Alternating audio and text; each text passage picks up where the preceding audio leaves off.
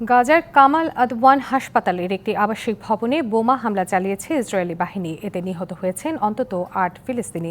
এছাড়াও কেন্দ্রীয় দের একবালাহে একটি তাঁবুতে বোমা হামলা চালিয়েছে তেল আবিব।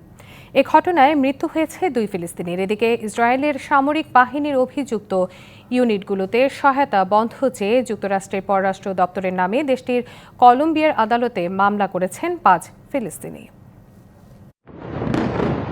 গেল বছরের ৭ই অক্টোবর থেকে চলমান ইসরায়েলি আগ্রাসনে গাজায় মৃতের সংখ্যা ৪৫,০০০ ছাড়িয়েছে।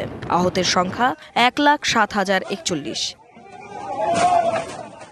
সবশেষ গাজা শহরের কামাল আদওয়ান হাসপাতালের একটি আবাসিক ভবনে বোমা হামলা চালালে অনেক হতাহতের ঘটনা ঘটে, ধ্বংস হয়ে যায় অনেক ভবন। এদিকে ইসরায়েলের সামরিক বাহিনীর প্রতি সহায়তা কমাতে বা অভিযুক্ত ইউনিটগুলোতে সহায়তা বন্ধ করতে যুক্তরাষ্ট্রের পররাষ্ট্র দপ্তরের বিরুদ্ধে মামলা করেছেন ৫ ফিলিস্তিনি।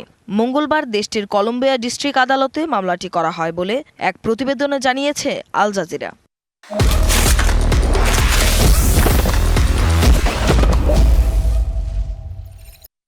এছাড়াও গাজায় পর্যাপ্ত খাদ্য ও ওষুধ সরবরাহ অবরোধের কারণে ইসরায়েলকে অস্ত্র না দিতে বাইডেনের প্রতি আহ্বান জানিয়েছেন মার্কিন আইন প্রণেতারা। এদিকে ইসরায়েল নতুন শর্ত স্থাপন বন্ধ করলেই কেবল যুদ্ধবিরতি চুক্তি সম্ভব বলে জানিয়েছে Hamas. Tumpa Tarafdar, DBC news desk.